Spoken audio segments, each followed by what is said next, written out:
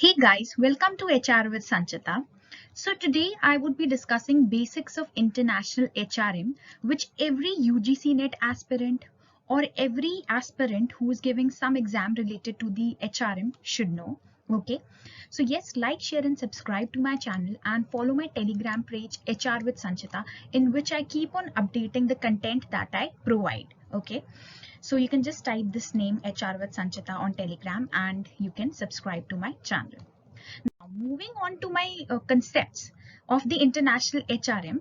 So first of all, we'll do the types of countries that are there. So see, before you proceed to the theories, you should also know what are the basics. Okay, what is the base of international HRM? Because in theories, these names are used, which you should know. So first is the host country, then is the parent country, and then there is something called third countries. Okay, so these are the types of countries. So what is the host country? Host country is the country where the subsidiary company of MNC is located. So in international HRM, हम क्या पढ़ रहे हैं?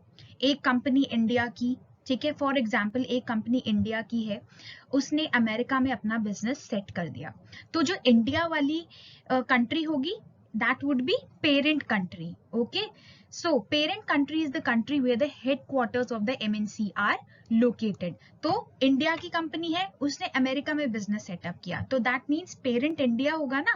So parent country would be India. Now it has set up business in America. Okay, so America would be the host country because there India has set up a subsidiary company. An Indian company has set up a subsidiary company. So host country would be America. Again, the example is that an Indian company has set up business in America. So India would be the parent country and America would be the host country. Okay, so host country is the country where the subsidiary company of MNC is located. Now there's something called third country. So third countries are the other countries that may be a source of labor, finance and other inputs. अब एक बात बताओ, India की company ने America में business setup किया. कई बार हमें जरूरत पड़ सकती है रॉ मटेरियल की जापान से या सिंगापुर से, ठीक है, या यूके से, यूनाइटेड किंगडम से. सो वहां पे हम बिजनेस तो सेटअप नहीं कर रहे हैं, but we are somehow utilising some और the other thing from that country. So those are known as third countries. So third countries are other countries that may be a source of labor, finance and other inputs. कुछ भी हो सकते हैं, ठीक है, it can be a source of labor. हम America में या इंडिया में किसी और कंट्री, किसी और थर्ड कंट्री का पर्सन एम्प्लॉय कर सकते हैं, वहां से रॉ मटेरियल मंगवा सकते हैं, right. We can raise finance from the investors of those country. For example, अगर अब इसी केस में इंडिया ने जर्मनी से इन्वेस्टमेंट उठाया, so obviously Germany is a source of investment for us. So that is the third country. Okay, so I hope it is clear: host country, parent country and third countries. Now we have studied the types of countries. Now you will study the types of employees. Now if you know the types of countries, then it would be easy to know the types of employees. So you must have heard some terms like PCNs, HCNs, TCNs. So sometimes we get confused that ये है क्या. So first of all, PCN is parent country nationals. Now you know what is a parent country, जहाँ पे headquarters related है. So बताइए parent country nationals कौन से होंगे?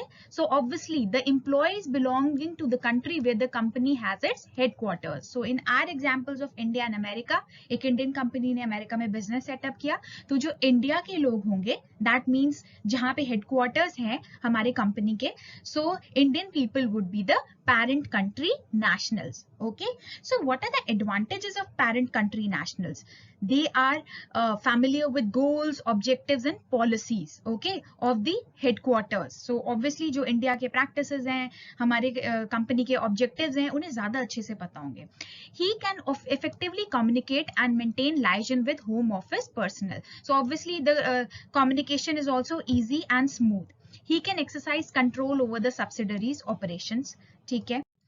Then what are the disadvantages of parent country national? So एक बात बताओ, now we have set up the business in America. ठीक है, तो इंडिया के लोग अगर हम अमेरिका में भेजेंगे, it would be costly. Right, and they would not know the language also. अगर हमने किसी ऐसी कंट्री में सेटअप कर दिया बिजनेस जहाँ की लैंग्वेज बहुत टफ है, फॉर एग्जाम्पल जापान वगैरह की लैंग्वेज बहुत टफ होती है, तो first of all the parent country national will have to know their culture, will have to know their language, and there would be a lot of cost also involved to send him to the other nation. So see, these are the disadvantages, that it is difficult for PCN to adapt to the foreign language, culture, socio-economic, political and legal environment. It is too costly for the firm to send him and his family to subsidiaries. It is not the case that you only need to send a person, one person. You need to send his family also in case you are sending the person for the long term. Then obviously compensation differences between PCN and HCN, as see the currency value and all are different for all the countries, right? So that is why compensation differences can also become a issue. Then the host country nationals may lose jobs when the parent country national are transferred. अब host country nationals कौन होंगे? Host country nationals would be the person of the subsidiary company. Okay, so for example, we located the subsidiary company in America. So जो America के लोग होंगे, those would be the host country nationals. Okay, so the countrymen of the subsidiary companies. Now PCNs may not be able to adjust to a new country and hence fail to perform their duties effectively.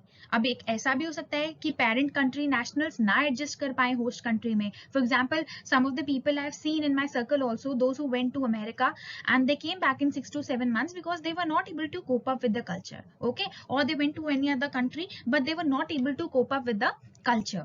Okay, so this is also one of the disadvantages of employing a parent country national.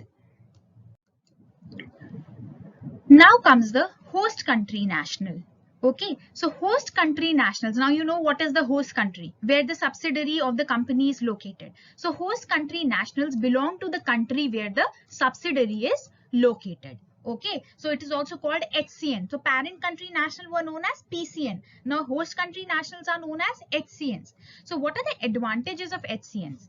अब देखो PCN में क्या disadvantage था कि that they do not understand the culture, language, political factors and all, right? So now this is an advantage of HCN. ठीक है, जो वहाँ पे PCN का disadvantage था वो HCN पूरा करेगा, right? So a HCN, that is the host country national, is familiar with the cultural, social and political factors and the business practices of the host country where the subsidiary is located. Right, and yes, an HCN costs less to the company क्योंकि obviously for example Indian company है set up business in America, तो वहाँ पे America के लोगों को appoint कर दो, right? subsidiary company से host country nationals को अपॉइंट कर दो, so there would be less cost involved. उन्हें आपको सिर्फ सैलरी देनी होगी. If you want to send someone from India, that is the parent country, to America, then there would be a lot of cost involved because you'll have to bear the cost of their going and then their adjusting, their living, and even the cost of shifting their family as well, right? So that is why in HCN less cost is involved. Then an MNC arranges for training. हाँ, एक और बात, then there is no need to obtain work permit. So whenever a person goes from a parent country to a host country, so you also need to obtain a work permit. Okay, from that जहाँ पे भी आपको जाना है वहाँ पे उस country से आपको work permit लेनी पड़ेगी, वो भी एक बहुत बड़ा लंबा procedure and it's a complex one. So obviously if you are employing host country nationals, then there is no need to obtain the work permit as well. I hope it is clear. Now let's see what are the disadvantages of employing HCN, that is host country nationals. So difficulties in exercising effective control over the subsidiaries operations. So ये disadvantage would be basically for whom? Obviously the parent country. Okay, so for parent country it becomes tough to exercise effective control over the subsidiaries operations, right? Because it is located obviously far away and then the HCNs are working, host country nationals are working, they may not know the language and it would be tough to communicate. अगर हम interpreters भी appoint कर देंगे, even if we would appoint interpreters, then also it becomes tough. You know, you need to communicate the message to an interpreter and then the interpreter would communicate it to the PCNs. So obviously there can be filtering of communication in this case, right? So it is difficult for HCN to communicate with the headquarters. अब headquarters हमारे example में where were they situated in India? right? And the host country national was America. Now, HCN gets less opportunity for gaining international and cross-cultural experience. Now, yes, host country nationals are from that particular country only, from the host country only. They get less exposure of different cross-cultural experiences. Okay, for example, in case you must have seen, even if your cousins are going, so they must be going to different countries, right, related to their work. So wherever their companies, wherever the subsidiaries are there, they must be traveling to different countries. So what is happening is that they are gaining exposure to the cultures of different countries, right? They are gaining a lot of international exposure. So in case we keep on appointing HCNs, so yes, there's less exposure, right? Because they are not getting to travel. So this is it. Now let's see what are the third country nationals. So now we did parent country national, that is PCNs. We did HCNs, that is the host country national. Now I told, when we did the type of countries, I also told you that there's something called the third country. So third country nationals are the employees who are neither from home country nor from the host country. So in our example, India is our right home country, right? And the host country is America. So if you use resources of France, okay, or Germany, so then that would be the third country. So for example, if a multinational Japanese company employs a French person in its Indian subsidiary, then French would be the third country employee, since he neither belongs to India nor Japan. Now understand this example. So here a multinational Japanese company, okay, so Japanese here is the parent country, right, employs a French person in its Indian subsidiary. So the subsidiary country or the host country is India. Now Japanese, a parent country, is employing a French person in its Indian subsidiary. So obviously the French person would be the third country national, because this person from France is neither associated with Japan, that is the parent country, or he is neither associated with India, which is the subsidiary. Okay, so then French would be a third country employee, since he neither belongs to India nor belongs to Japan. So I hope this concept is clear. Now, there's something called expatriates or expatriation. So you must have heard expatriation, repatriation. You must have heard some terms that he is an expatriate, she is an expatriate, right? So an expatriate is somebody who has left their country of origin in order to reside in other country. ठीक है, तो expatriate कौन होता है कि अपनी country छोड़ के they have gone to reside in some other country, right?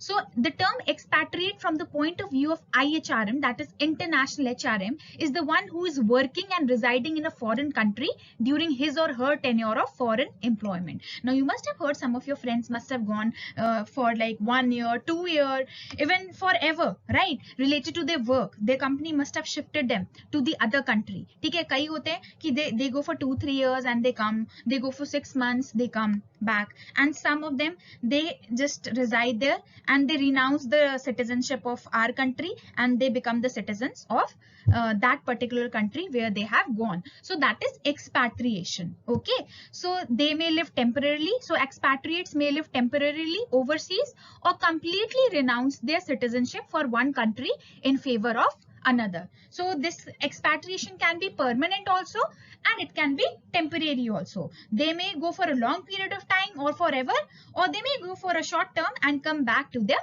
country. So this is expatriation. Now some people ask me, ma'am, then if expatriation is this, what is repatriation? So repatriation is the activity of bringing the expatriate back to the home country. So sometimes what happens is that the work is completed, okay, and now you need back your expatriate in your home country, parent country. Okay, so then you bring back that expatriate and his family. Okay, and sometimes this can also be a case that the expatriate has failed to adjust, okay, in the host country. So then also you need to bring back the employee to the home country. Okay, so this is repatriation. Repatriation is the activity of bringing the expatriate back to the home country. So I hope you understood expatriation, repatriation, and all the types of countries, okay, and the types of persons employed according to IHRM.